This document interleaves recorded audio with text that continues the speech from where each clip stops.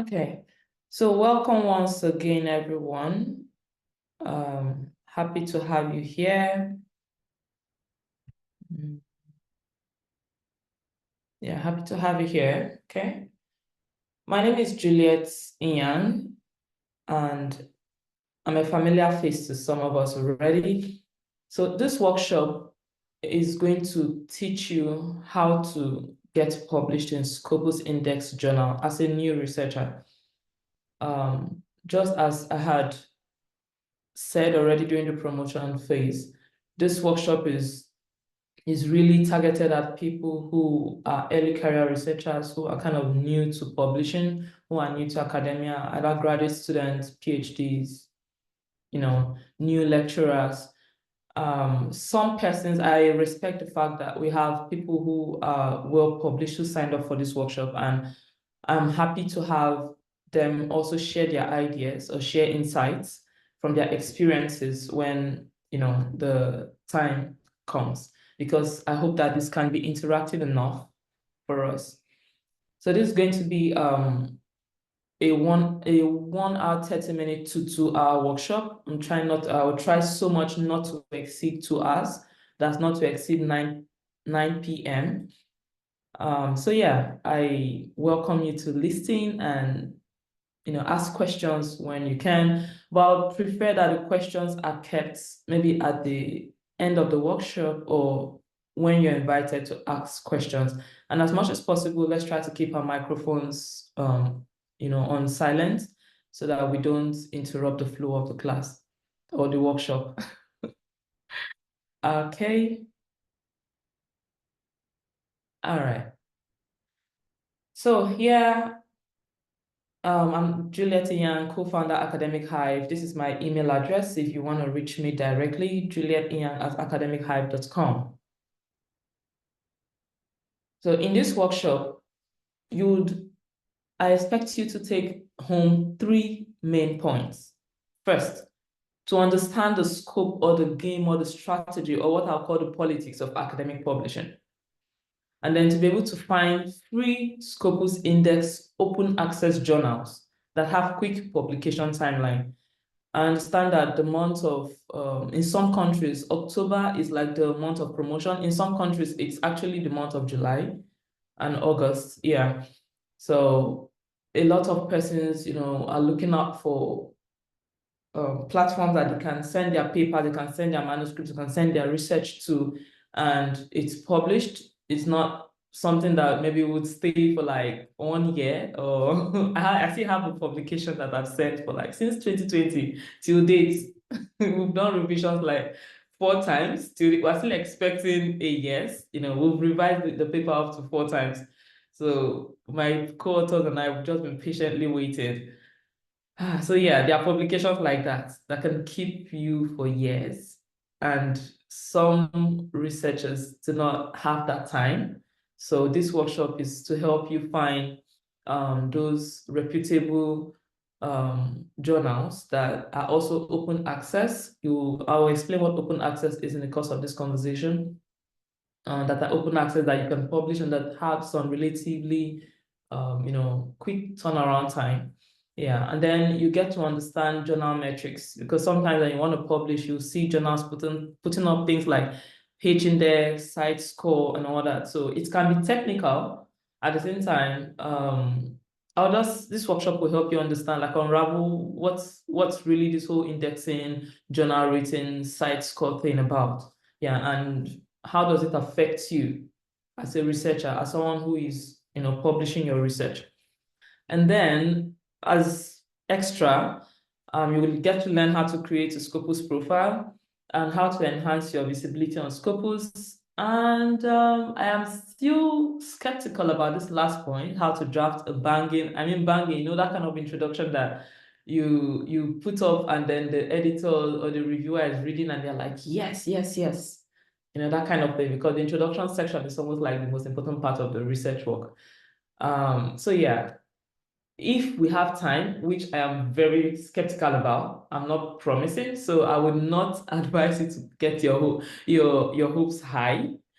because I don't know whether I would have the time to cover that. But if we have the time, maybe I'll just run through how to, write an introduction section that passes desk review in any leading journal. Yeah. All right. So, but a brief about Academic Hive for those of us who are hearing about Academic Hive for the first time. So Academic Hive is a platform that connects students and scholars to global opportunities and open educational resources. So for those of us who are in our academic community, what you get to benefit is to, you get access to resources, you get to collaborate, and you get to achieve academic excellence. So here are some of our services that we offer. We offer career counseling and professional services such as CV revamps, essay reviews. We also offer personal and institutional research training or coaching. Some are free, like this one you are attending now, and some are paid. And yeah, we also have some of them that are funded, like the upcoming, I don't want to advertise that here, but we have an upcoming institute in computational social science, persons who are interested in going into the field of data science. Yeah, you can get to apply for that and, you get funded to attend. It's free, completely fully funded. It's a physical training program. We also advertise or promote academic and research opportunities ranging from jobs, grants, scholarship, fellowships, awards, academic calls, like call for papers. Yeah, you can find that on our website, academichive.com. We offer data analysis services, quant and qual, that's quantitative and qualitative. And recently, we've decided to start offering journal hosting services, like archiving your journal. For example, we have, many institutions have like journals, what we call local journals, right? Journals that are published. So different institutions have these local journals, but these local journals most times end up just being in manual content. Yeah. So we have, interestingly, some of these journals are looking forward to getting indexed in platforms like Scopus.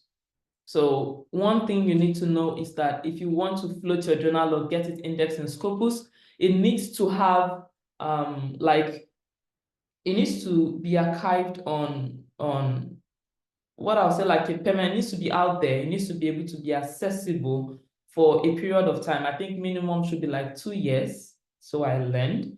Yeah, so Academic Hive is giving that service where you can archive your journal with us, and then we help you make it discoverable. We promote it, using SEO tools to promote that so that people can get to read more about your journal, read articles that are coming from your journals. Yeah, and then eventually when you apply to get indexed in Scopus, you can use that as evidence of having your journal, accessible, or having a journal base for the required number of years. So if you are interested in that service, feel free to shoot us an email at info@academichive.com. All right. So let's go into it then. The politics of academic publishing. Why did I use the word politics? I use the word politics because politics is like a game, all right? It's strategic. Yeah, so I could also have said the game of academic publishing. I think I've been in academia for up to 14 years to know that this is pretty much like a game, right? It's so I consider it a strategic game. So just here are a few things that I just thought I would put out here for you to understand why I say this is like a game. When you have, I believe that everyone here understands what we mean by manuscripts. I believe we all understand that, right? What we mean by manuscript, like your draft. You have a paper that you have typed, your research work you have already. In your research work, you cite, other works of other scholars or other authors. You cite them in your paper. So when your paper is not yet published, it's called a manuscript. So some people call it drafts, but in this session, I'll refer to it as manuscript. So when you have your manuscript, of course, you've cited works right, from other sources, other scholars, other databases. The quality of your reference, is it's equivalent to the access to credible databases. What do I mean?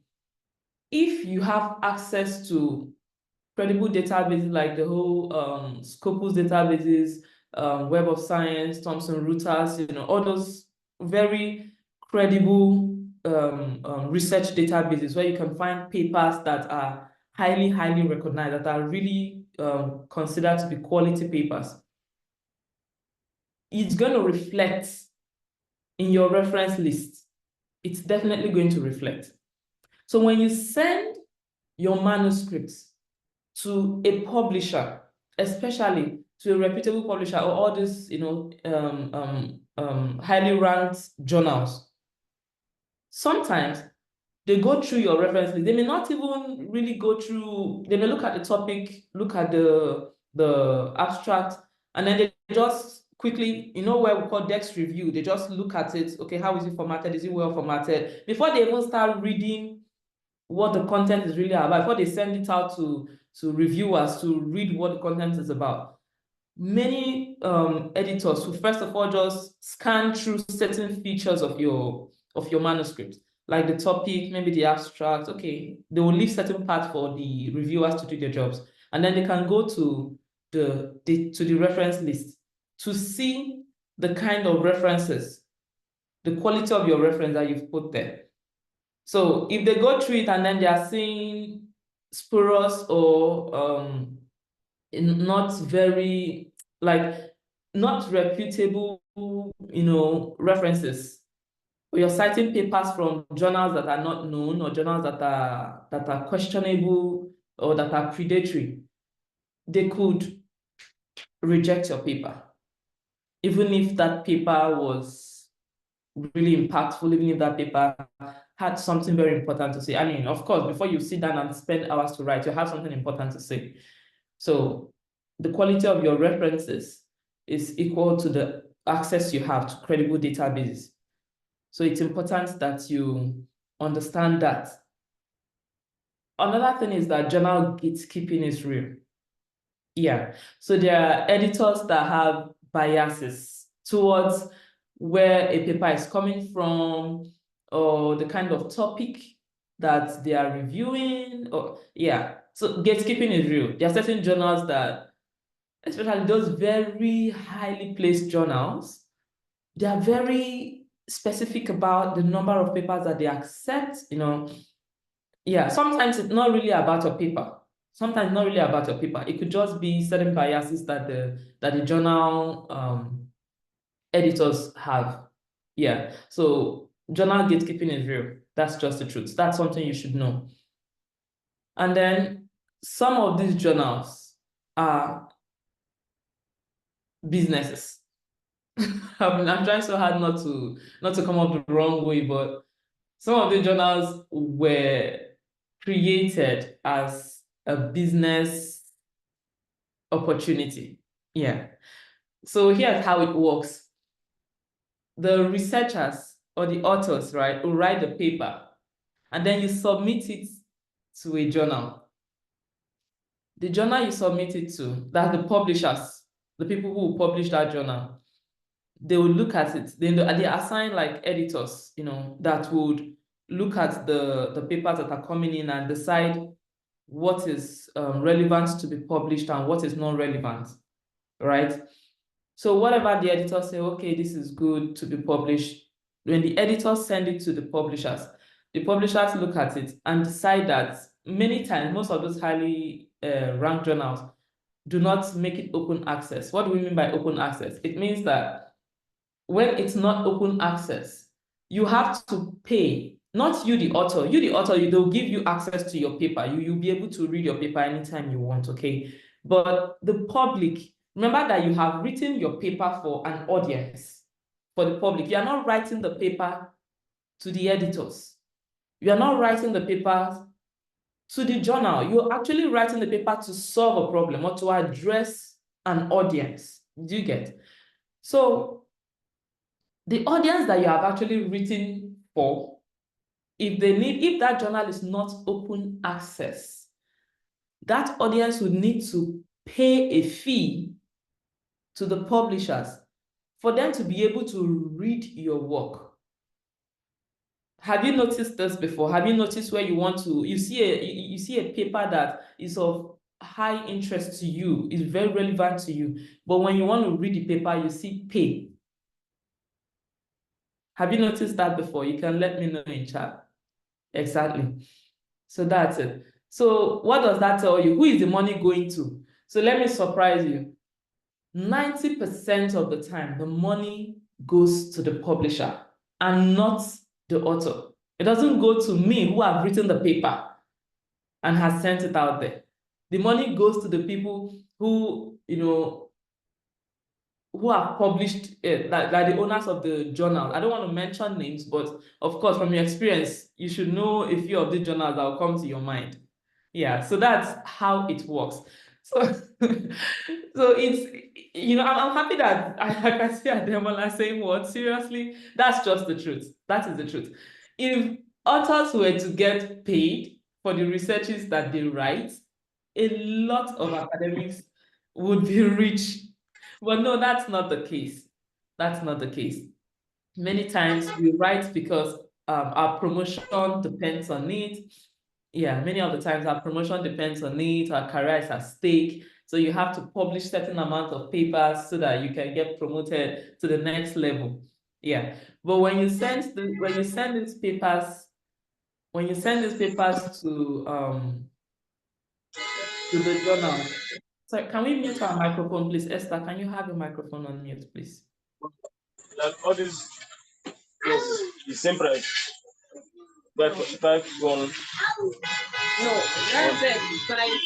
Huh? Bailey's is 5. Okay, yeah, so that's the truth. I know that this is surprising. Okay, I know that this is surprising, okay, to many persons, because people believe, if you're not in academia, you believe that, we are making money by publishing these papers. No, it's actually the publishing houses that make the money. It's the publishing houses that make the money and not the authors. So that's something to note.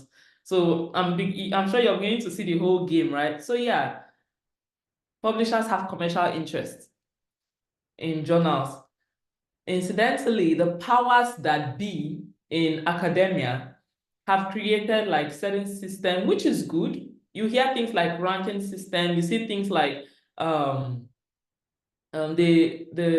rank institutions, right?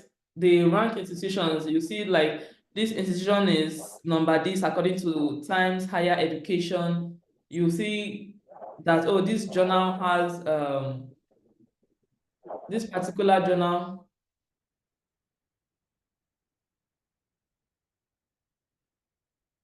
Is it like this journal has certain ranking? It's ranked as Q1 journal. Don't worry about what I'm saying. In my slide, I have where I explain most of this technical terms like Q1 journals, impact factor. I have all of that in the slide. So yeah, most of this ranking system are actually designed to create some level of power or some level of, yeah, so yeah, you get what I mean? You create some level of power. It's kind of helps these publishers, and like I said, the powers that be, to take control of what's going on in academia. Yeah, and eventually it serves the economic interest of the publishers. So I am not against this, because even many of our universities are businesses. If you want to look at it really, many universities in some developed countries are businesses. They are just business ventures, some of them. But regardless, every business has a social impact side of it, right? So the social impact side of it is that they are churning out really quality research. Like, I am amazed and impressed at the quality of researches that come out from many of these journals, even though they serve an economic interest. I am amazed at that, because they also take ethics, like they consider their ethics really, really high. Like there's ethical consideration. They are not just, even though they are in business, they are not just doing business, for the business sake of it. Yeah. So we can see that play out during COVID, right? Where a lot of research papers were referred to when COVID vaccines were developed. So what does that tell us? That eventually, even though yes, there is a business side of it, many of the journals or many of the publications out there actually impact society. So let's not overlook that at all. And then it takes me to the last point. Resource disparities limit publishers in limit publishers in less developed countries, not developed countries. That's an error. It limits publishers in less developed countries. What do I mean? In less developed countries, like many third world countries, you will see that you hardly, like if you're a lecturer in third world countries like Nigeria, let me use Nigeria for example. Many universities in Nigeria would expect that the authors would be the ones to pay the publishers for them to get their works published. So that money that you pay for your work to be published on a publisher's platform or in a journal, the money you pay is referred to as article processing charges, APC. Not APC as a political party, but APC as article processing charges.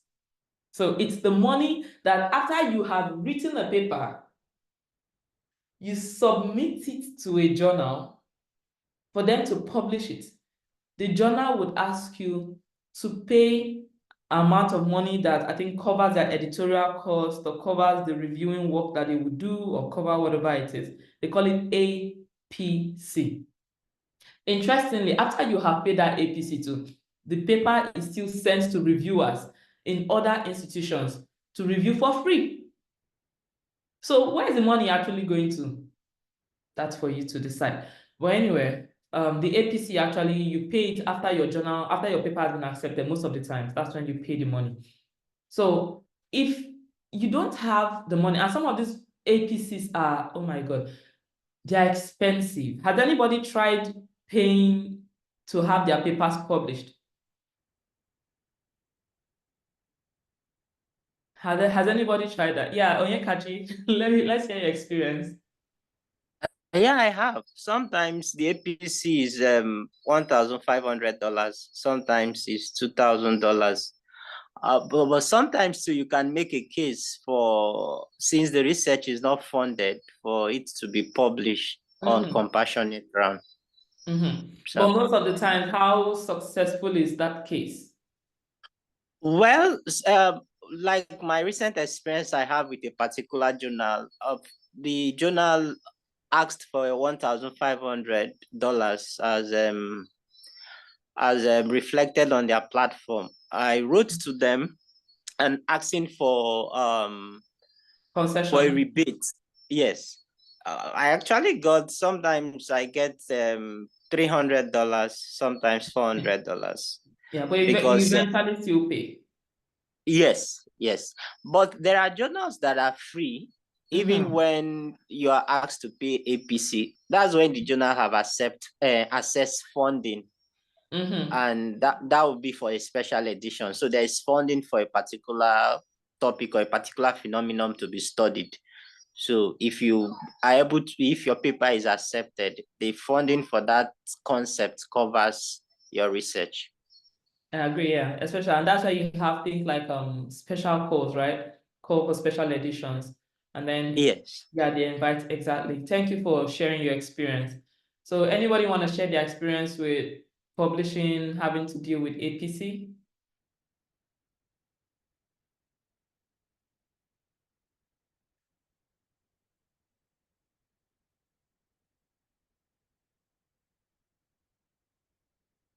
Okay. Yeah, Ben Okon says 5 authors who were to pay $1,600, but I realized that journals that insist on APC usually have quick turnover time. That is what I was expecting to hear. Thank you so much.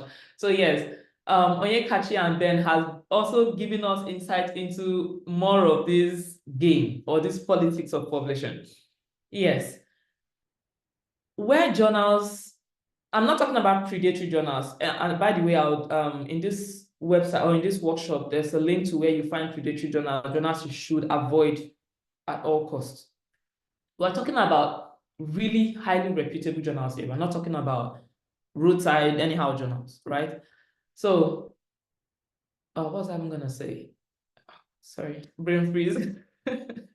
Okay, yeah. So most of the time, when you are asked to pay this article processing stuff, it's because if you get to pay this money, they would attend to your journal quickly. That's the truth. They will attend to it quickly. So do you see why I said it serves the commercial interest of the publishers? What am I stressing? I mean, let me put myself in the shoe of a publisher. Why am I stressing myself dealing with papers that I don't really have something to benefit from it? Like, I'm not gaining anything from it. Meanwhile, I have a paper here that the publishers or the authors have decided to pay up to $2,000. Why would I ignore $2,000 and go and be dealing with something that does not benefit me economically? Do you see the thinking there? So if you opt to pay for the APC, yeah, your paper would likely be accepted. I'm not saying you're going to bypass peer review. You will not bypass peer review. You still get to they'll still do the peer review. You still review the paper. It still has to be of, a certain standard or quality of that journal. But if you, irrespective of the standard or quality of the journal, if you opt to pay the APC, your paper would likely be accepted. Yes, it might be revised and revised and revised and all that, but once you opt to pay the APC, your paper will be accepted eventually. That's just the truth. That is the truth. But if you do not get to pay the APC, you don't have $1,600, you don't have $2,000 to pay for it. I mean, I'm not saying they won't review. They'll review the paper, but of course, you can understand what will happen there, right? So do you see why those in less developed countries are limited? Because of resources. You don't have the fund. Our research are hardly funded. Let's face it. How many institutions actually fund researchers? Our researchers are hardly funded. So these are the things that limits publishers in less developed countries. Like I said, I made a mistake here. This is supposed to be less developed, not developed countries. Developed countries, they have access to funds, they have these things. So yeah. Someone is asking, are there no journals with lesser APC fee? Of course, there are. There are journals that do not even charge APC. And that is what I'm going to be showing you in this workshop.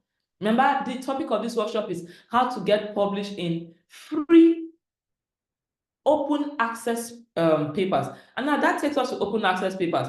If you pay the APC, your paper is likely to be open access. Your paper is likely to be open access if you pay that money. Because sometimes the article processing charge, they link it to the costs, the APC that you pay. If you pay the APC, your paper is likely, that journal or that paper is likely to be open access. What do we mean by open access? It means that they will publish the paper and anybody can access the paper. Why do you need people to access the paper? Remember that you wrote the paper for an audience. That audience needs to be able to read your paper. They need to be able to cite your work as they write their own researches as well. But if that paper is not accessible, it limits the number of people that can cite your work. So how do you get to even access these papers? Many institutions, it takes us to the first point, many institutions in developed countries provide access to credible databases, provide access to journals for their researchers. For example, I'm in the University of Auckland. Many of the journal papers I access today, I was not able to access them when I was in Nigeria. But because I am in the University of Auckland, if I see a paper and then there's some paywall in front of it, I'll just click access via institution and I get access to it. Why do I have access to it? It's because my university has provided that access. They have subscribed, they have paid the publishers some money, or they have some understanding with the publisher, and then the publisher says, okay, any researcher from this university can access all the publications in this our journal for free. Do you understand? So if your university is not subscribed to these journals, to these databases, you as the author, where does that place you? Do you see how it limits you? So I hope that there are so many other politics of academic publishing, but for the purpose of the topic we are addressing today, I just wanted to point these 4 points out just for the purpose of this topic. But there are so many others which it's a different bug, it's a different thing entirely. So whether these things are ethical or not ethical, well, that's how academic publishing is. I hope I've been able to explain it to the best of my ability. All right. Okay, let's proceed. So why should you even bother about getting published in credible outlets? It helps you gain recognition for your work, both in academia and outside academia. It takes you up the career ladder in academia. Like, yeah, in academics, there's a publish, whether we like it or not, there's a publish or perish syndrome. If you do not publish regularly, or if you not publish in certain outlets, you may stall your academic career. It attracts funding for you and your institution. So if you publish in highly ranked journals, funders are likely to, look at your publishing history and they'll be interested in it. But your publishing history at the same time can limit whether you receive certain research grants or not. So because institutions like universities, out there, they also try to lobby for funding from really big names in millions. I'm not talking about small money. Universities go out there for lobbying for funding in hundreds and millions of dollars. So when the funder look at the publishing history of the university, where they are ranked, where actually their publishing history, the kind of journals, the quality of papers that comes out from that institution, all of those things increases the institutional ranking, and then it attracts funding, both for you individually as a publisher and for your university as well. And that's why universities are very keen on where their researchers publish. So since universities are interested in where their researchers publish, what strategic move do they take? Some intentional universities take these moves. They incentivize their researchers. It's either they give them, some grants for them to be able to carry out their research really well, and then some of them provide the funding to cover APCs. Some of them lobby with the databases, like Web of Science, that some of them actually, have understanding, or they lobby with them. It's not for you as the individual researcher to do this. It's at the university level. That's why you have things like a directorate of research. That's why you have things like what do you call it? A director of academic, planning. This is actually within the purview of their work, of their responsibility. So it's for them to look out for credible database, credible journal, subscribe to them and have those databases or those publishers consider researchers coming from this institution favorably. So that when you send your paper, if you are within the good books of these publishers, your paper will, remember, I'm not saying they will bypass peer review. They will still peer review your work. But if you are a publisher, if you're an author coming from a university that is in the good books of these highly ranked publishers, they would look at your work favorably. It's not like they will bypass peer review. If you submit a less, I don't want to say less important. If you submit a work that is not well done, instead of them to outrightly just reject you, unless it's really, really, really, really bad before they will outrightly reject you. Most times they'll ask you to revise it. So, but if you're coming from a university where who knows you, and then you're submitting a work that is not good enough for that journal, it's straight rejects. That's the truth. So these are some of the strategic moves that institutions take so that, while their researchers are doing the main work of writing the papers, they are trying to, soften the ground. They are trying to make things easier for their researchers. So if your university is doing this, good on you. If your university is not doing this well, now you know what they're supposed to do. But many universities leave the burden to fall back to individual researchers. Some universities encourage or they forge research collaborations with other high-ranking universities as well. Because remember that some of these high-ranking universities are in the good books of these publishers, right? Or these databases. So when they forge research collaborations, even if, how do I put it?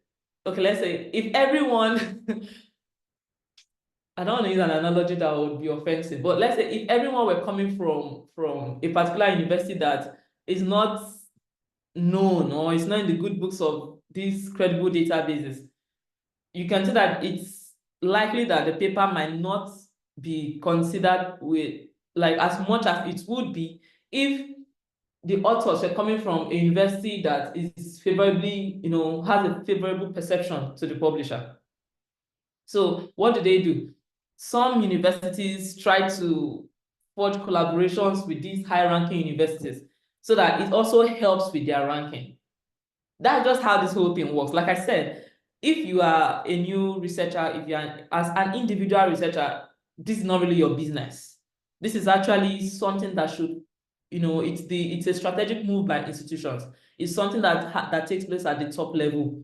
Yeah, it's not for us as individual researchers. Our own work is to write the paper and try to get it published. So what do you do then as an individual researcher, especially if you know that you are not from a university that is intentional about playing this publishing game? What should you do? Play your card right. That's what I would say. Just play your card right. Avoid predatory journals. At all costs, avoid predatory journals. So I've included a list here to Bill's list of predatory publishers. Let me see if I click on it, that should take me to Bill's list.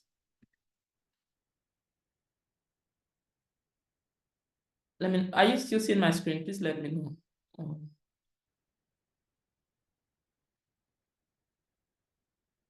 Yes. Okay, I'm just going to share this now so that you can see it. Okay. Yeah, so this is Bill's list of predatory publishers. This is it. So this list to show you journals that you should avoid. Just avoid them. That's what I'll tell you. Just as much as possible, avoid these publishers, avoid these journals, okay? So if you go down, let's see. If you go to publishers, you see journals that are published by these people. So if you see a call for paper and then you see any of the journals coming from it's a very long list. Please just avoid them. For the sake of your academic career, I'm not saying that these journals do not publish good works, okay? Yes, I've seen your question. Isn't this predatory list also subjective? It is. It's subjective. That's the truth. It is. But remember that we're talking about the game of academic publishing, right? Please just avoid it for the sake of your academic career. Just avoid it as much as you can. That's what I would say. In the past, I have published in papers in journals that were predatory. Unintentionally, I did not know. But today, if I am asked to produce my publication, my list of my publication, my dear, I do not present those journals at all. So if you're seeking grants, if you're seeking a promotion, if you're seeking a job, you want to get hired in, certain institution, as much as possible, just avoid it. That's what I would say. So I'm not saying that these journals do not, have advantage. Publishing with them do not have advantage. They have advantage. At least, for example, if you are looking at applying for a PhD abroad, somebody who has a paper in a predatory journal and somebody that does not even have a paper at all, they will likely take the person, they will likely admit the person who has a paper in a predatory journal over somebody that does not have a paper at all. But when you have gotten that admission and you are now in academia, you will see that that paper in that predatory journal will not count for you at all. So I would just advise that you just avoid predatory journals as much as you can.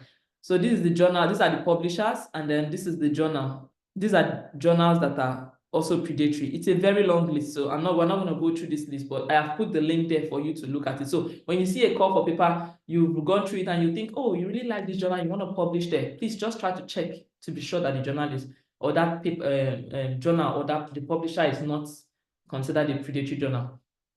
Because whether you like it or not, if you decide to stay in academia, it's going to haunt you eventually. It will haunt you.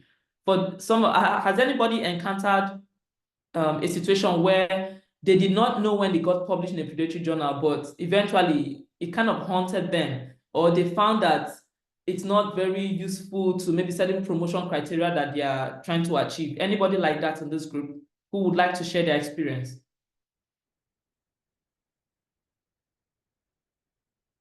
Anybody here who would like to share their experience with this? So that they can, I just wanted to see that this is real life, this is real, and we're talking about real life situations here.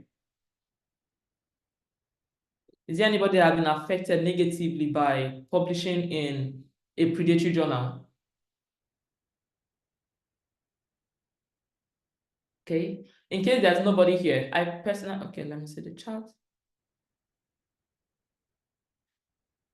Okay, I've seen your question, Ademola. I was hoping you would explain the meaning of concept of predatory journal. Okay, I'll do that. Yeah, so predatory journals means journals that are considered to not undergo like journals that are not considered to be ethical, like they don't have, they are regarded as not being ethical in their publishing processes.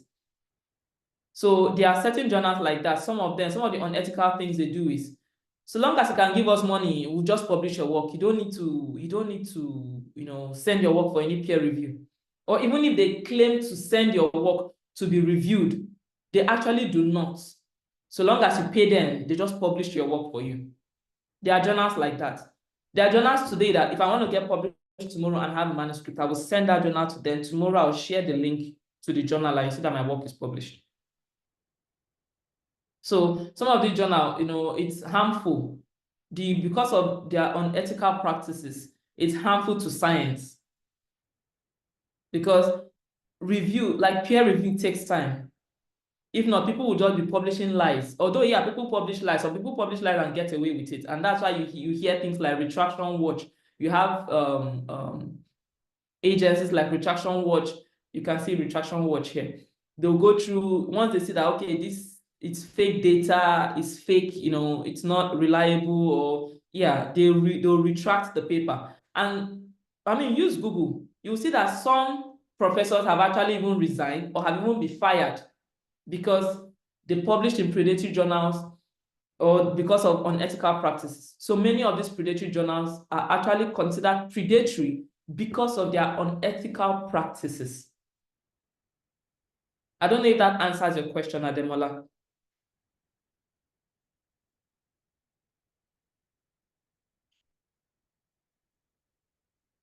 Okay, thank you. Yeah, so I've seen professors who have been negatively affected because they had papers in predatory journals. Yeah, Onyekachi, you have your hands up. Okay, you were asking of people who have been affected by this concept of predatory. Mm-hmm. Well, yeah, I have known persons who have been affected. For instance, in the global south, specifically Nigeria, the issue of publishing in high index journals is a serious business in terms of institutions insisting that scholars publish in high index journals. Now, most persons in Nigerian universities were not trained or during their early academic pursuits to publish in such journals. So they become victims by some journals that are floated in certain countries, which I would like to mention. And such journals adulterate, they clone existing journals online. When the journal publish, they pick their papers and republish it on their platforms. And you would think it is the same journal that is asking for submission. At the end of the day, when the APC is paid and the paper is published, you find out that it's not indexed in Scopus. You understand? And sometimes too, some journals have lost indexing, but they are still floating this concept of Scopus on their platform, only for a researcher to pay APC, and at the end of the day, Scopus doesn't pick such researchers' names. So certain journals online to also paddle some fraudulent actions that affect mostly scholars in the global south, because sometimes they don't have a means of verifying the legitimacy of a particular journal. Exactly. Thank you very much for sharing that.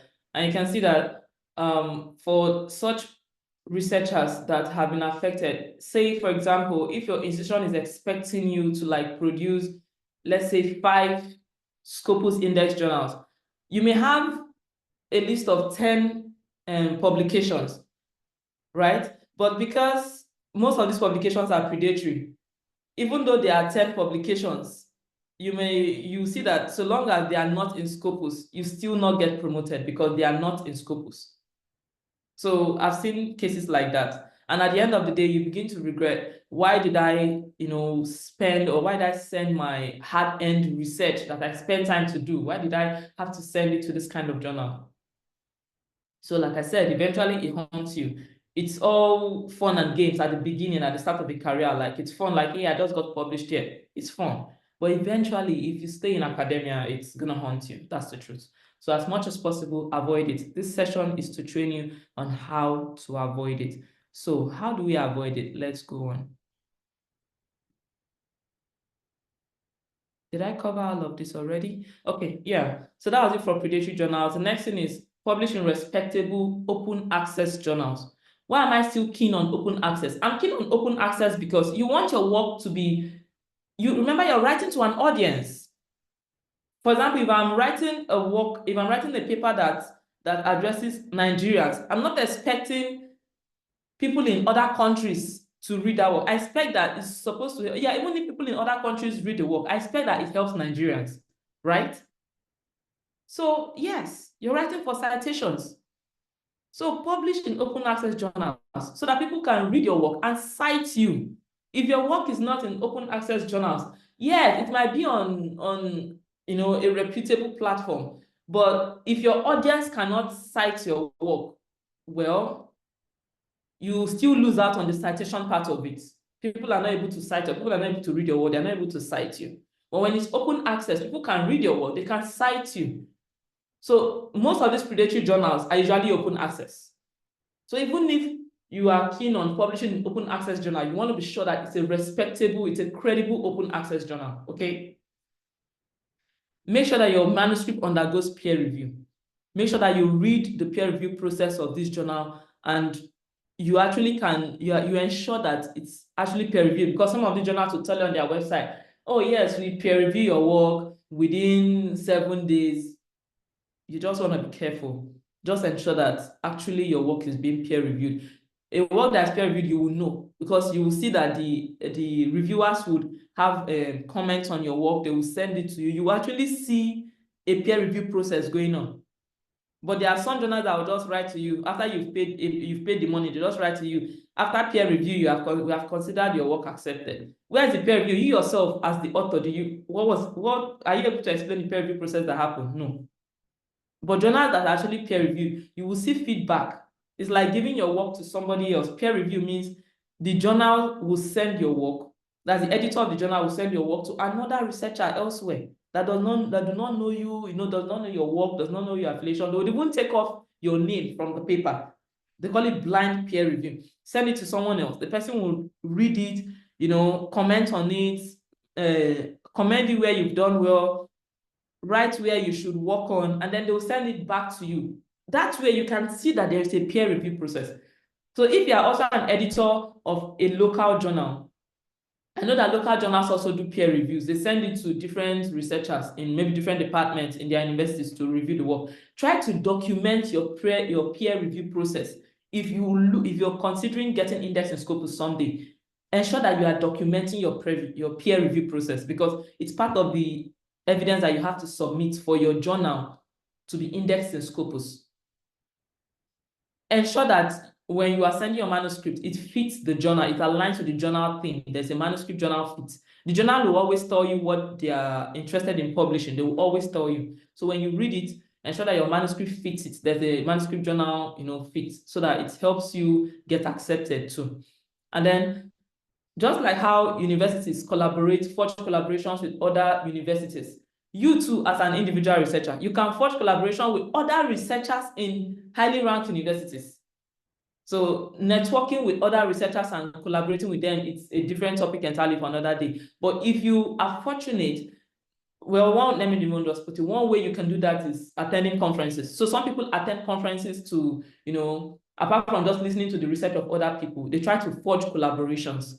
So imagine that you attend a conference somewhere and then you see a researcher who, is affiliated with one of the universities that are, favorably considered, one of these highly ranked universities.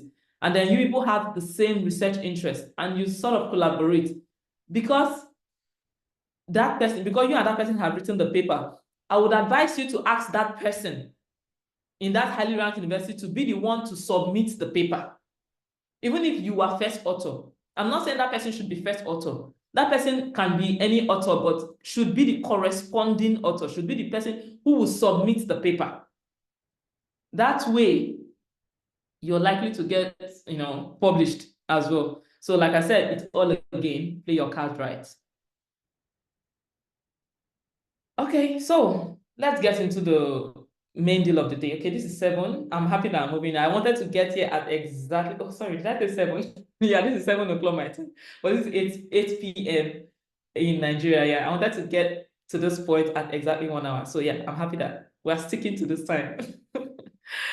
Okay, so there are 3 tools that I use. Now, this is subjective. Everybody have their ways of finding free Scopus-Indexed open access journals that they can publish. But for me, what has worked for me, right? Because I have 4 Scopus-Indexed papers. What has worked for me over the years? I have more than 20 publications. So just to help you, for you to understand what I'm talking about, I have more than 20 publications. But I have 4 Scopus-Indexed publications that I published free of charge. These are the tools I used. And that is why I am here today, to share my experience or share what I did with you. So at this point now, I am going practical now. I use 3 tools. Directory of Open Access Journals. The Directory of Open Access Journal is a database that contains a comprehensive list of journals that are open access, journals that anybody can access and can cite, journals that do not require somebody who wants to read the paper to pay. Is that clear? If that definition is clear to you, can you let me know in the chat that, okay, this is understood, because I want to move on.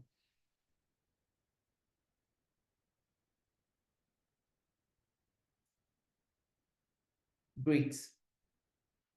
So I'm happy that this is clear to you. So that is it. That's what we refer to as open access journals. So DOAJ is a directory, it's a platform that gives you a comprehensive list. I must commend the developers of that platform. They've saved my life over the years. I must commend them really well. So I'll show you how I use it. But know that that is it. Remember, we are talking about open access journals. My first place I will go to will be DOAJ. If somebody tells me, oh, the journal is open access, the first place I will go to check is DOAJ. When people mail me and say, I'm interested in publishing this paper or that paper, can you recommend like up to 7 open access journals that I can? The first place I go to is DOAJ. The next is Saimago. We used to call it Skimago. It's actually pronounced Saimago. Saimago Journal and Country Rank. So Saimago also gives you Saimago actually it's also a database, but it's powered by Scopus. So the information on Saimago actually drawn from Scopus. But why I like Saimago is that I don't like the outlay. I don't like the outlook that Scopus gives me when I want to check journal and country rank. Saimago gives me the outlook the way I like it. I'll show you. Like I said, this is practical, so I'm going to show you it's hands-on, okay? But I like the outlook. I like the way it comes out in Saimago. So Saimago, like I said, is powered by Scopus. So whatever you find on Saimago, you'd likely see it in Scopus. But because I find it on Saimago, does not mean that I automatically believe that it's in Scopus. So to double check, to be sure that this is actually Scopus-Indexed, I still check that journal on Scopus. That's what I do. So I start with DOAJ. When I see a journal that tells me, DOAJ will show you whether that journal is open access. It will show you whether that journal has APC. It will show you whether that journal, it will show you the publication timeline of that journal. That's what DOAJ will do for you. So when I see it and I like what I see on DOAJ, I pick that journal to Saimago and check the indexing. I check the indexing. What's the H index of the journal? What's the cite score of the journal? What's the rank of the journal? Is it a Q1 journal? Saimago gives me all of that information at a glance. When I like what I see, I still double check whether that journal is a Scopus journal. That's what I do. So, like I said, this is me sharing how I work when I want to publish my work. Okay, so work with me. Come along, let's get practical. Any questions at this point? Because I want to show us how I actually get this done. Any question right now?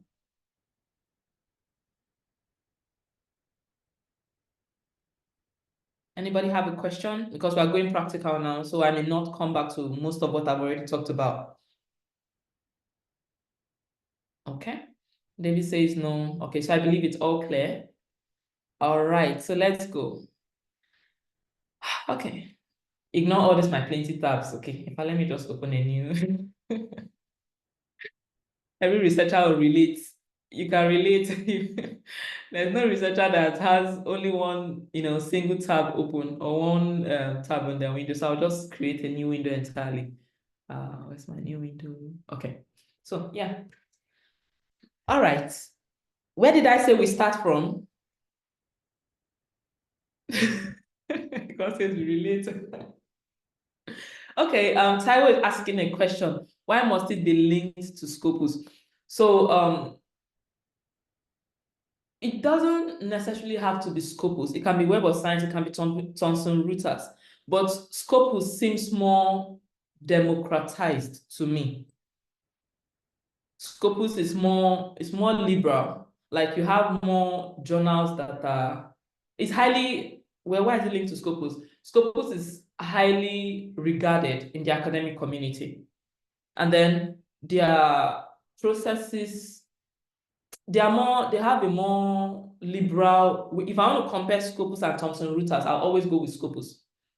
but they have similar databases to some of the journals you see in Scopus that are highly ranked. Are also, some of them are also in Thomson Reuters too, highly ranked. Yeah, but Thomson Reuters has a very, very strict admission, how do I put it? Like, Thomson Reuters is very high-handed when it comes to accepting journals to be indexed in their database. But Scopus is more democratized, it's more liberal. I don't know if that explains it. Or does any other person have an answer to that question? That why is it Scopus? Why not another journal? I'm using Scopus because Scopus is widely regarded as a highly recognized platform. Thomson Reuters exists, but if you ask me to choose between Thomson Reuters and Scopus, I'll likely go with Scopus because where people can easily access, I mean, I'm sure my work can be cited more. Yeah, but Thomson Reuters is also like, it's one of the very highly placed, database as well, but they are quite very strict, very strict with their processes. So you have more journals indexed in Scopus than you have indexed in Thomson Reuters. I don't know if that answers your question, Taiwo.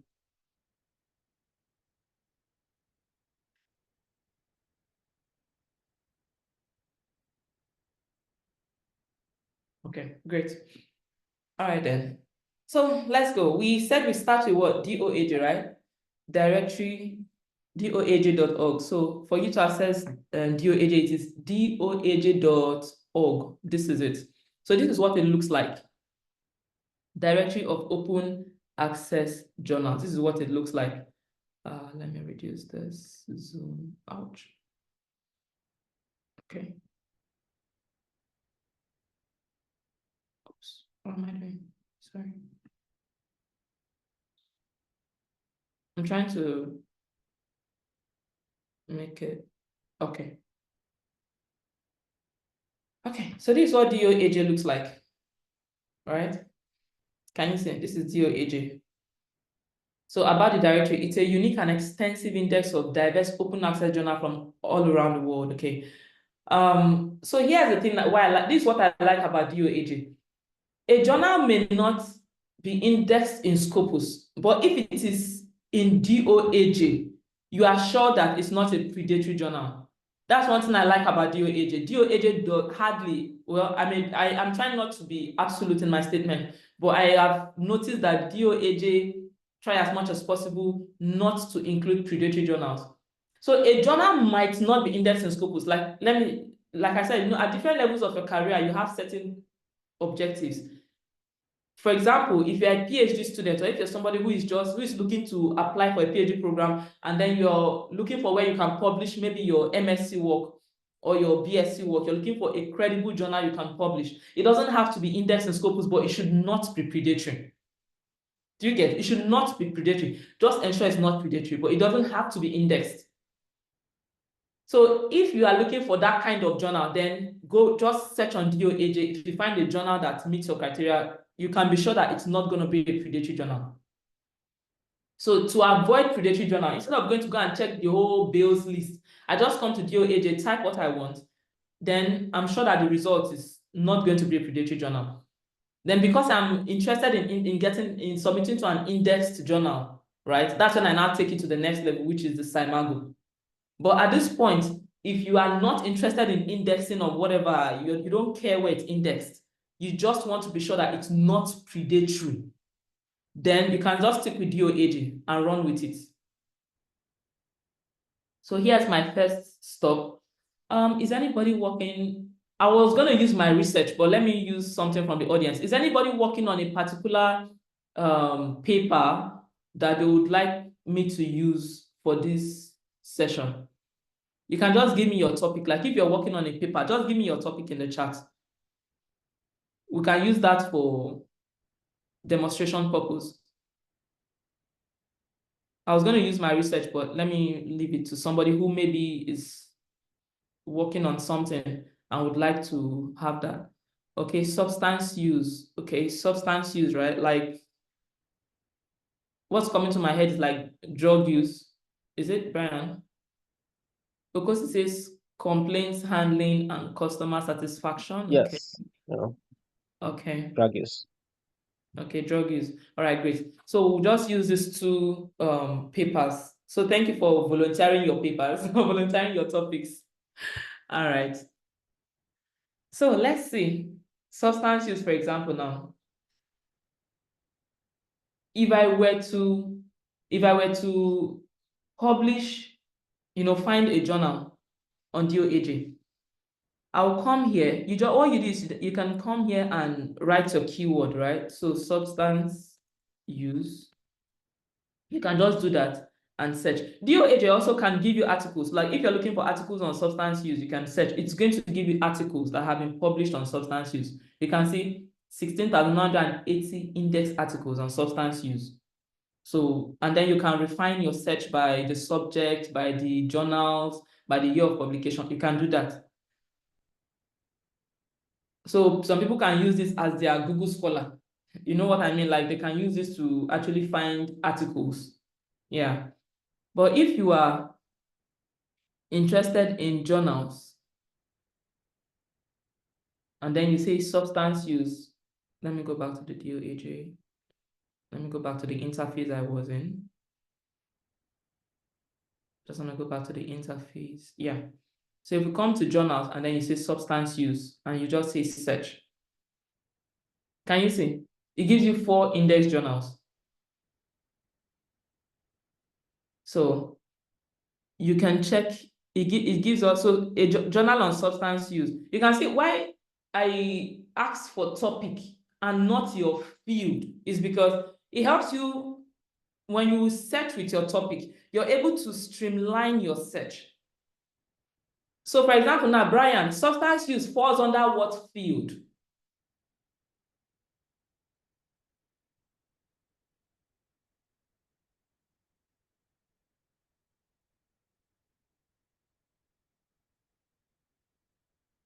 Hi, Brian, are you there? You can use the word addiction. It falls under, you said it falls under what? Addiction? Yeah, so you can use the word addiction. Okay, I think it yeah, could give but addiction also yeah. falls under, does it fall under public health? Does it fall under medicine? That's what I'm asking. Which It's under medicine. medicine? So I just want to I want to use that to show an example why I prefer that you search with your topic than your field. So you can see that when we searched with when we searched substance use, it gave us 4 index journals. Can you see? But now, if we were going to search, like if somebody does, it's why when people reach out to me and tell me, please recommend a good medicine journal for me, I'm lost. For heaven's sake, there are so many medicine journals. What are you working on? Let me know your topic. That's when I'm able to recommend. So I like to recommend with topics, not the journal. So for example, if I search here medicine, since Brian has said that substance use falls under the field of medicine, now watch this. How many index journals can you see? 4,791. Are you actually able to go through 4,791 journals? How possible is that? That's too much. It's too much. So the best way to search is with your topic.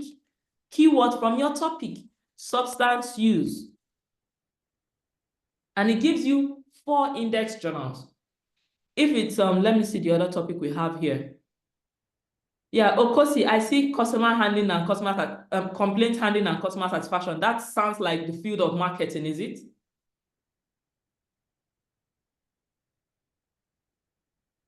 Please unmute yourself to comment. Yes, it is. Fine. So if I come here and then I search by field and I say marketing, look at how many journals will come up. Have you seen? 318 index journals. Well, at least it's not up to 4,000 like the other one, right? But 317 index journals. But if you were to search customer satisfaction, for example, okay, it says 0 index. You just modify your search. Maybe we leave it at customer and see what happens. Have you seen 3 index journals? You could go through, you can see consumer behavior review. So my point is you are able to, it helps you, searching by topics helps you to streamline your search. Okay, so let's go back to substance use, for example, substance use. That gave us the 4 index journals. Now, what I do next is, can you see this? If you see the APC, can you see what DOAJ will do for you? DOAJ gives you the link to the journal website. So at least this way, you're able to avoid clone journals because it's going to take you to the real website of the journal. So, but you can see that this has APC, $590 US. And then this is published by AVES in Turkey. It accepts manuscripts in English. These are the subjects that the journal covers. This one that is on drug and alcohol dependence report is published by Elsevier in Netherlands. It accepts manuscripts in English. Because it's open access, do you see how much it is to? $2,000 US for APC. Now there's this one that says Journal of Participatory Research Method, published by University of Cincinnati in US. It does not charge anything for you to publish there. There are no APC charge. Can you see all of this? Now, if you notice something, remember that I started out by saying that some publishers they have commercial interest. Most of the publishers that have commercial interest are non-institutional publishers. So that takes us to 2 types of publishers. There are institutional publishers and non-institutional publishers. Institutional publishers refers to publishers that are institutions, that are universities. For example, your department now has decided that, oh, let's float a journal, let's have a journal. That journal, if it is affiliated with a university, if it's affiliated with an institution, it is called an institutional journal. But if that journal is actually affiliated to a company, like Elsevier as a company, yes, it's a research firm, but they are not an educational institution. Do you understand? They would likely charge you APC. Those are the kind of journals that have, those are the kind of publishers that have commercial interest. Taylor and Francis is not an institutional journal or institutional publisher. They are non-institutional. They are into business. So you can be sure that the APC, for them to publish your work as open access, you have to pay them that money for them to put it out there because they are in business. If you do not want to pay APC, if your work is really good, they will still publish your work, but they will not make it open access, which means that they will rather collect the money from people that want to read your work. But if you say, no, allow my work to be open, let people be able to read my work and cite me, then you are the one that will pay them the money that they would have potentially collected from all their readers. Do you get how it works now? So as a new and early career researcher, I would recommend that if you want to publish your work where you don't want to pay APC, or you want to pay very, very, very, very small APC, then look for institutional publishers. Who are institutional publishers? These are universities, academic organizations, academic institutions. Those are institutional publishers. Now let's go through this. This is AVES. They have article processing charge. They say, probably, I don't know what's AVES, but maybe if I check the website, they will tell us what is AVES. If you come to the about, they should be able to tell us, is it a university? Is it a research firm? What is AVES?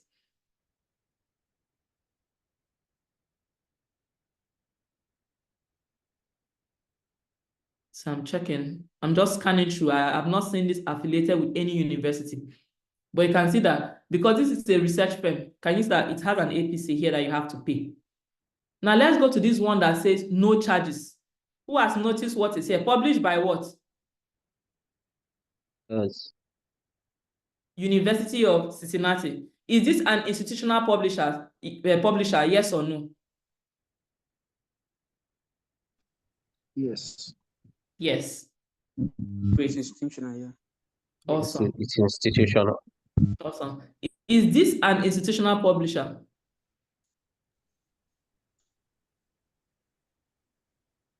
No. No. This is No. It's not exactly. Thank you. I'm happy that we understand what we mean by institutional publisher and non-institutional publisher. Yes, it's a research organization, okay? It could be an academic organization, but it's not an institutional publisher.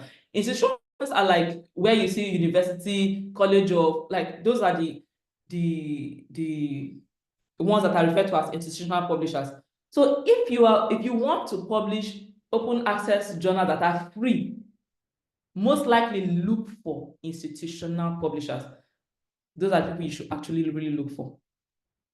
But if you have the money, if your work is funded and you're looking for the big names, then why not go with Elsevier, go with all of them. But if you want to make it open access, you are sure to pay. So you can see that it's either you pay, you pay, for open access. Either you go with name or you go with whatever. All right. So let's proceed. So let's say that I'm sorry. I think I should just close this.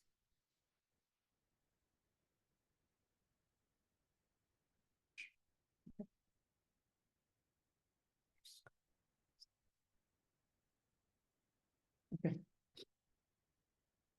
So let's say you can see that DOAJ has showed you all of this, right? But again, let's say maybe, remember that my audience for this workshop is new and early career, very early career researchers. Those are my audience. So there's a lot of benefit to publish in this paper, okay, for ranking purposes. But for somebody, I'm putting myself in the shoe of someone who is new, who does not have this money, but want to get published in a reputable journal. So if I were to go with any of these publishers, I will go with this person. If I'm in a researcher in a third world country, I don't have the money, I will go with this journal. It's institutional, there's no APC, okay? But again, another thing I need to look at is what's their publishing time, because I don't want to send my work. There are also journals that, okay, yeah, you don't want to pay money, right? Fine, but you pay with your time. You send the journal, you send your article to that journal, and then they keep it for a very long time. Like the article I told you that I sent since 2022. We are not going to pay a dime. We are not paying ₦1 to get published. Okay, but you can see how long the paper has been with them. Direct, is it possible for us to use the word addiction? I think that one gives a good number of journals without APCs. Well, at your spare time, you can do that. But yes, I agree. Just that I want us to continue, okay? But yeah, if you use addiction, it's still gonna give you, yeah. So you can see 19 index journals, of course. You can see this one has APC, this one has APC. The more you look at it, anyone that see APC, very likely is not an institutional journal. Elsevier, BNC, Elsevier, NPID, Sciendo. So you can see this one does not have APC. Taylor and Francis, look at the APC. Elsevier, APC. This one, APC. So yeah, this one, no APC. So this is likely going to be a university. Can you see? Fondo editorial, whatever. But they accept manuscript in Spanish, not English. So these are the issues. This one, Mashhad University in Medical Science in Iran, they accept manuscript in English, no APC. But can you see it's an institutional journal? So the point is clear to you, right? Yeah. Fine. So if you want to, let me just go, since I already started with the other one. Let me just go back, okay? So this is actually where I spend my time when I want to find a journal. I start here, I spend my time here. It doesn't even want to go back to the, let's go back to the substances, just because we have started with it. Okay. So where were we? We are going to go with this one, right? Now, if you open this too on DOAJ, now it's going to show you more information. It will show you more information. But can you see, expect on average? It's also going to tell you the average time. Expect on average 24 weeks from submission to publication. That is from when you submit to when, from the time you send in your article, or you send in your draft to that journal, or your manuscript to that journal, till when it gets published. It can take up to 24 weeks. So it's up to you now to decide, do you have up to 24 weeks for that? If your answer is no, then you go back. Maybe that's where we can now, go back and look at other ones, like that one. That was addiction, right? That was addiction. So let's go to this one I found that says publishes.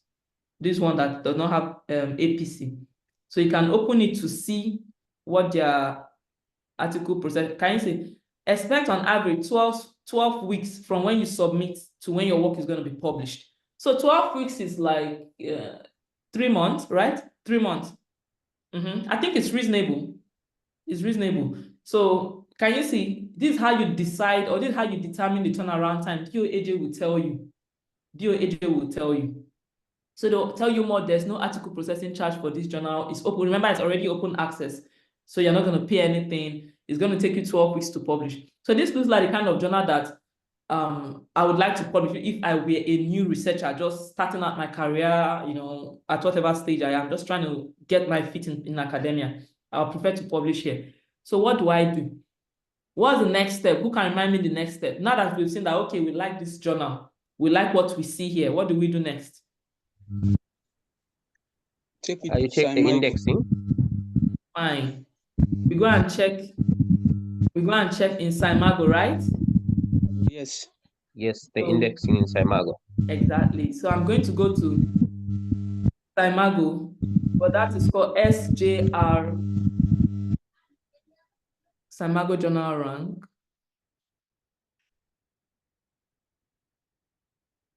So let's go to Cymago. So cymagojr.com. This is where you come to. cymagojr.com. Now in Cymago, remember I said you can check the ranks. You can check country rank. You can check journal rank. So let's say if I want to check journal rank, for example. But like I said, this particular part is very. You shouldn't really, as a researcher, you yourself individually shouldn't really bother about all of these, especially, or unless if you are way advanced in your career, you want to check what's the Q, is that journal Q1, is it this or that? In my next slide shows definition of all this Q1 journal, H index, and all of that. But yeah, these are things that if you are concerned about journal metrics, fine. Cymago, can you see how Cymago presents it? I like the way Cymago presents it. I always just like the way they present it. You can see everything at a glance if you want to. You can, for every single journal, you can check anything you want to check at a glance. So, but let's not distract ourselves with that. But this just, you can see what I meant by Scopus also gives you all of this. This information is actually coming from Scopus, but Cymago presents it to you in a very, I like the way it's presented in Cymago. That's just what I mean. So let's just go back to what we're going to do before we went to, yeah, you can also check your country rank on Cymago. Where does my country rank in terms of research? Where do we rank according to Cymago's this thing? To show you, the USA is ranking #1. This is the number of articles that have been published. This is how it's cited. It also shows you self-citations. Yeah, so yeah. But like I said, this is metrics that should concern research bodies, not necessarily individual publishers. So let's come as individual publisher. Our own is that we have, what we know is that we have picked the journal that we like, right? This Asia Pacific Journal of Medical Toxicology. I copy the name. I come here to check in Cymago JR. Is it there? Can somebody answer me? Is it there in Cymago? Yes. Yes. Fine. So I click on it to confirm. So what does this tell us? If it is in Cymago, what does that mean? Does it mean that it's indexed in Scopus?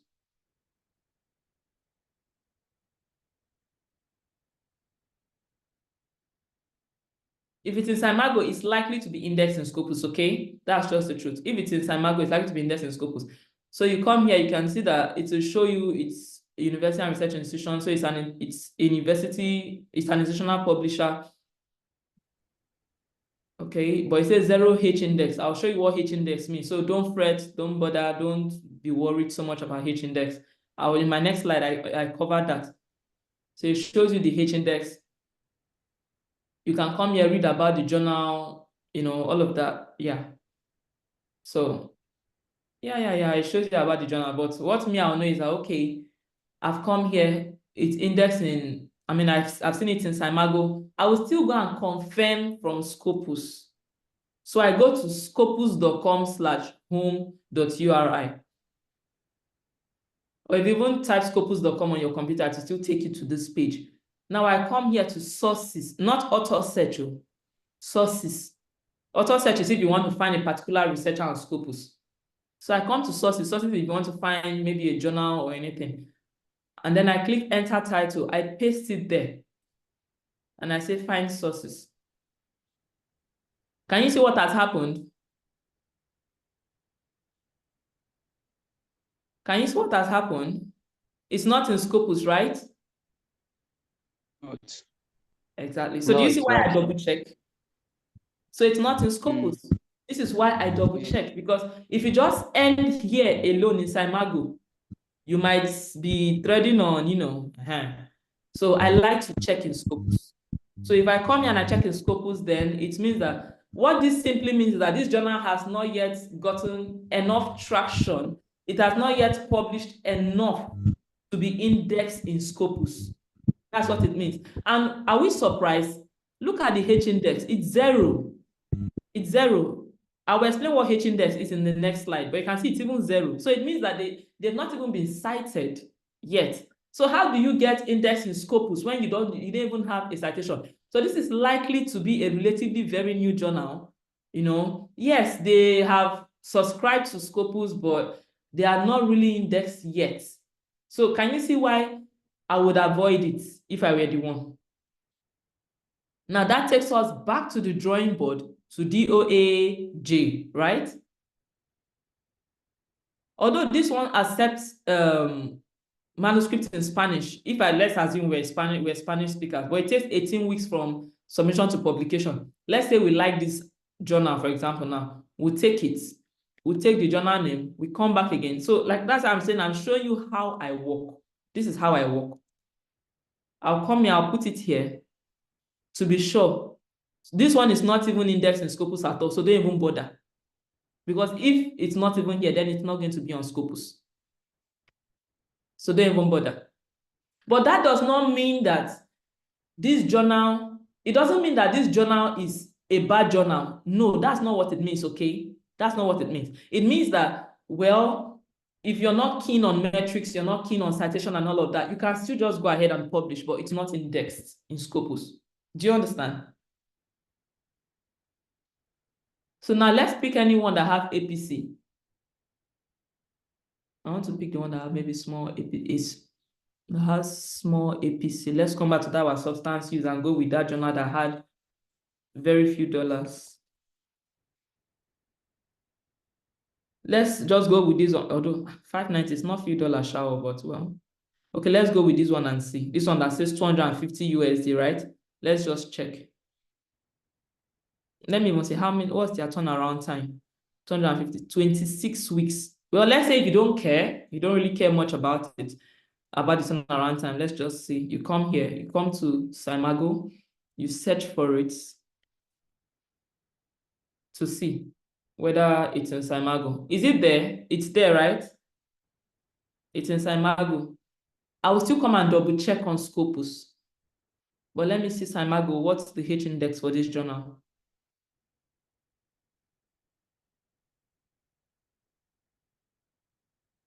$23. Well, it has a very high H index. Okay. Let's use search whether we'll find it here. Let me remove this. Let's remove this. Can you see it here? Have you seen it? That's in Scopus. Fine. Yeah, so you can see it in Scopus, right? Awesome. So that is how I work. So yeah, I hope you now understand how it works. You check on DOAJ, you see what you like, you go to Simago, you check the H index, you come to Scopus to confirm whether that journal is actually a Scopus indexed journal. Did you notice that I did not go to when I started, I did not go to the journal website first? Because some websites can lie. Some tell you we are indexed in Scopus, meanwhile they are not. Some websites can lie about it. Yeah. So they may tell you we are indexed in Scopus. In reality, they may not be. So it's why I prefer to go through all of that. So now that we've seen it, and maybe we like this particular one, $250 is not so much to pay. We are willing to pay the money, fine and good. You can now come and then go through the journal website, read more about it, look at their submission criteria. For example, if we were to submit to this journal, where is it? Looking for where's their submission. Okay, see it here, submit an article. You come here, you read, how to submit an article. They'll tell you what you should do. First time user, this is what you're supposed to do. There'll always be how to submit a manuscript, instruction for authors. This is how you can now check your article match. Does it match this? You see the instruction for author. How do you format your work? So it's not just that, oh, I have a paper, I'll just go and submit to them. No. If you don't follow the author guideline, they may reject your work. Even if it's open access, they will reject it. So as much as possible, read, go through, what do you need to do, follow their process. Can you see their document preparation required formatting? They'll always tell you the font size, the margins, how you should present your information. They'll always tell you how many pages, how many lengths, Can you see? They'll tell you, then the submission process. So always follow the author guideline of the journal. That's the next thing. So I'm not here to teach you how to open, how to follow author guideline, but know that the guidelines are always there, and follow the guideline of the journal as much as possible. Okay. All right. So let's go on to the next. So, but we did actually, this is the main thing I wanted us to cover at this point. So for the next 20 minutes, we'll just talk on other things you should know, like H-index, what is H-index and everything. But before we go into that, do we have any questions so far? I think I saw a question in the chat. Someone asked a question, what's the difference between author retaining right and author doesn't retain all rights? Who wants to answer that question? Do we have any legal person here?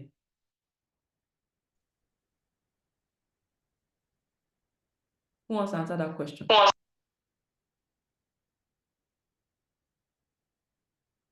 Somebody wants to answer, go ahead.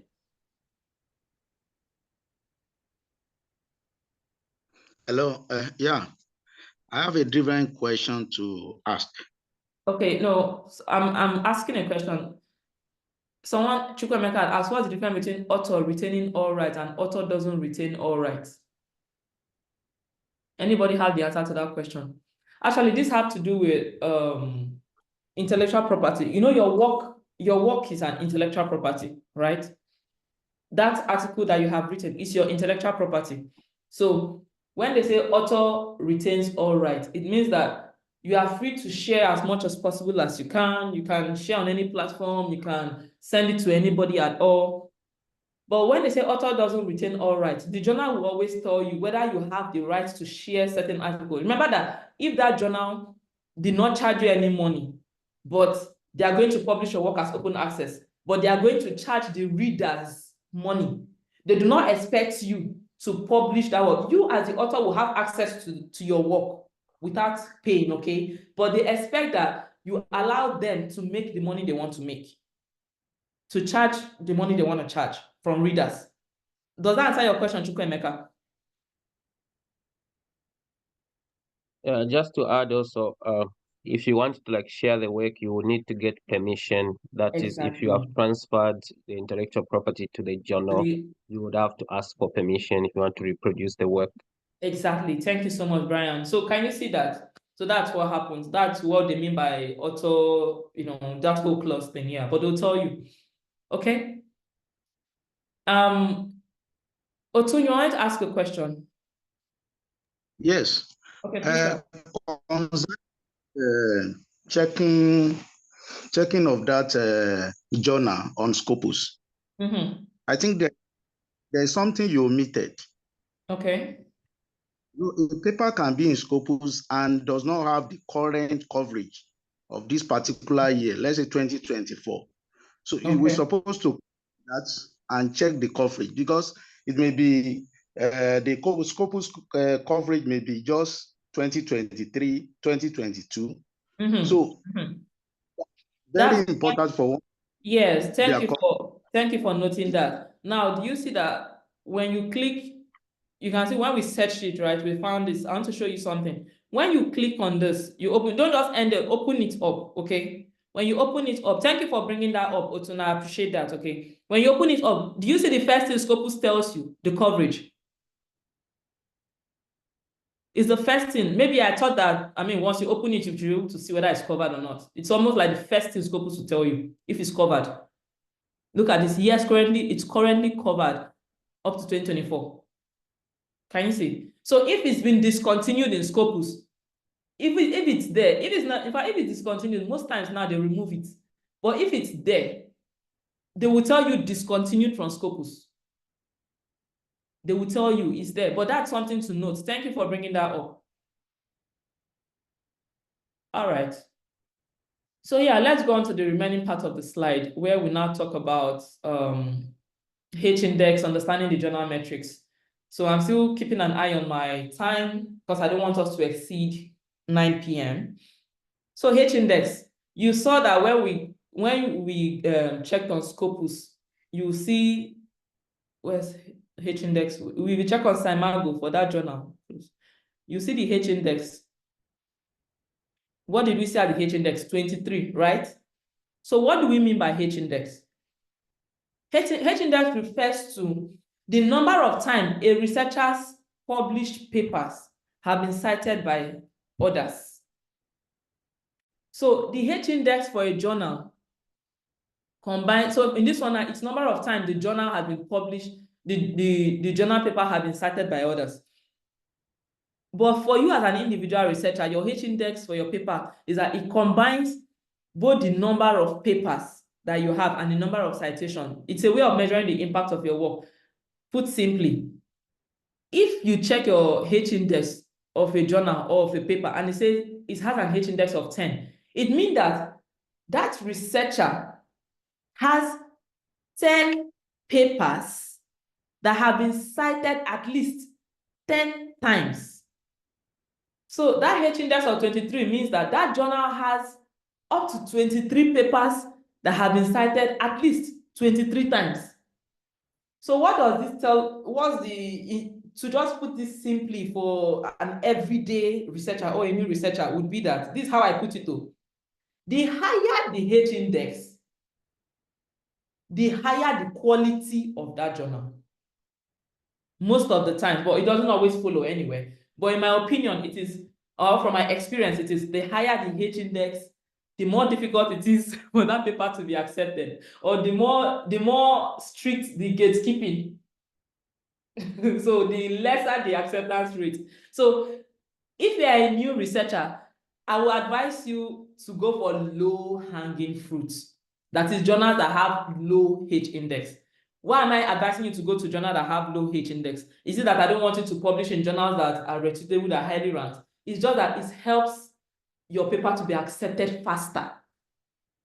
Over time, the H-index of that paper increases. As that journal keeps publishing, the H-index will increase. So over time, that journal will gain ground.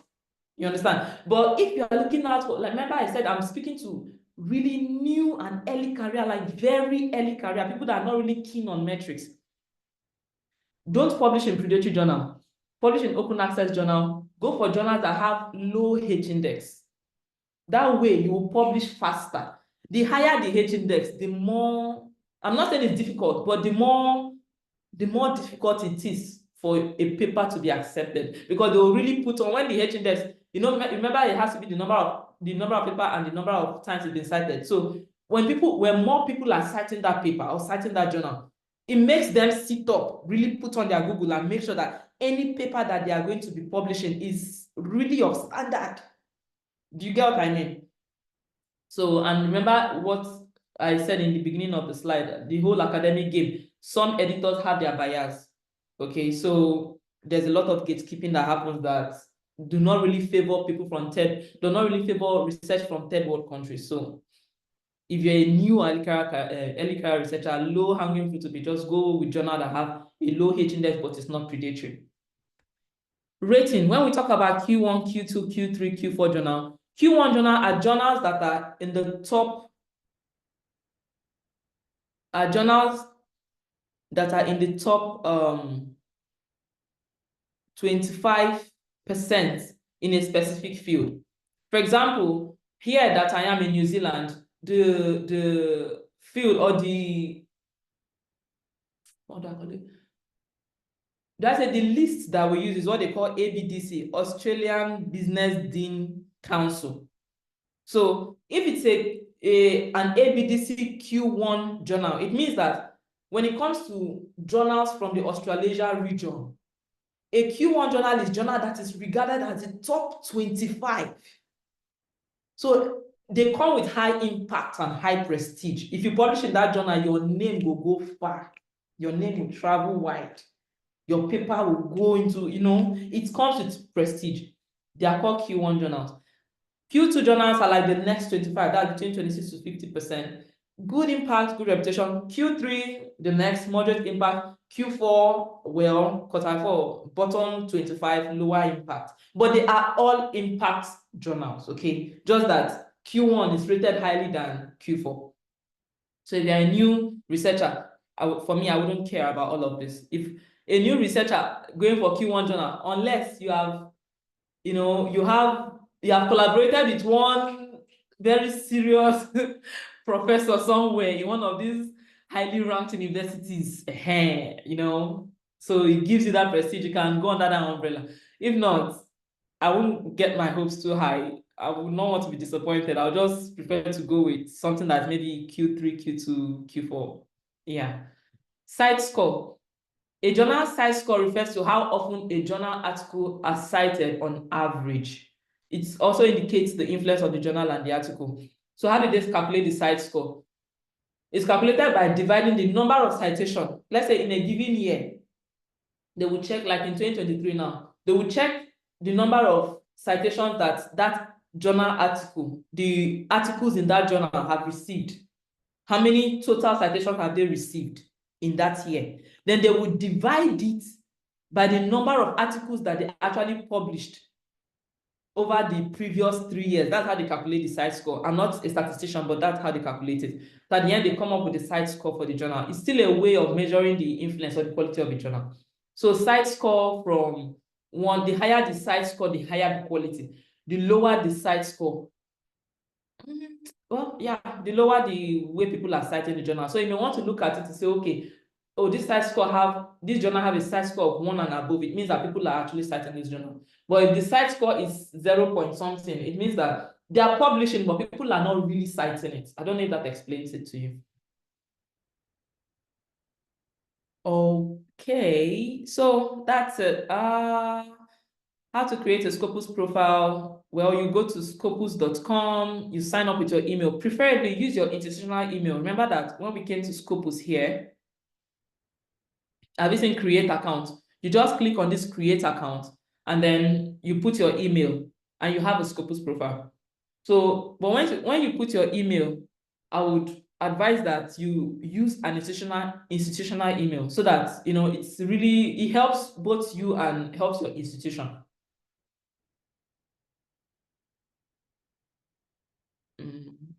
For people wondering what institutional email is like email that have your institution as the domain. So I have an email that says julietinyang@gmail.com. Now that's like my personal email. But I also have julietinyang@academichive.com. So academichive.com is an institutional, it's like you can see the domain, it's not the regular Gmail. So that's institutional. If you want to enhance your visibility on Scopus, also get an OSCID account. What do we mean by OSCID? OSCID is a unique identifier that is given to researchers. Once you start publishing, get an OSCID account. This is what it looks like. It's up to like 16, it's a 16-digit ID that is given to you. When you have this OSCID account is like your identifier. It's like your ID card. It's a number, a specific identifier that is given to you. So if there is any journal or any article that has been published somewhere and it has your ID, Scopus will pick it. So that's how the algorithm works. Scopus will immediately pick it. If that journal, let's say I have registered for OSCID and it's free. I go to OSCID.org, I register on OSCID, I guess now this is what it looks like. This is what OSID looks like. This is OSID. You just come here and say sign in or register. You can register, it's free, it's easy. Once you do that, they will give you a unique ID. Let me say, for example, now, this is my own. This is mine. You can say this is mine, right? You see my biography, everything. This is my Scopus ID. Because I have this OSID, when I want to send my paper to any Scopus-Indexed journal, you know where you write your name, let's even come to this journal. Where is that their submission? Where is that journal where we came to that? They showed us their author guideline. And look at this journal author guideline now, for example. If you go to submission, you see what they'll ask you for in the title page. They'll ask you to put your name and your degree, your position, your institutional affiliation, and your location. Have you seen OSID? They also ask you for your OSID identifier. It's important that you, whether they ask you or not, always include your OSID in your title page. Why is it important? When that journal is published, Scopus, because you have a Scopus profile, and because that journal is indexed in Scopus, it will pick it up and, place it in your Scopus account. This is what I mean. So if I come in now to sign with my Scopus account, for example, let's go. Let me say I'm signing in with my Scopus account here. Oh, I don't want to go all of this. I don't want to go this way. Sorry. Scopus.com. Let me just use my auto search. Let me search for myself on Scopus. So let's say Juliet. Oh, Ian. Author last name, Ian.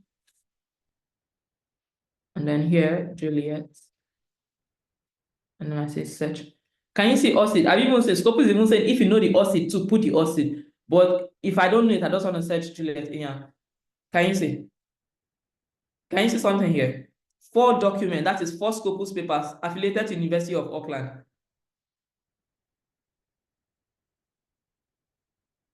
Have you seen the OSID ID here? So always put your OSID ID. This is my Scopus ID, but always put your OSID ID in your manuscripts when you are submitting. That is one way to increase the visibility, your visibility on Scopus. That's how it works. So include it in your manuscript, okay?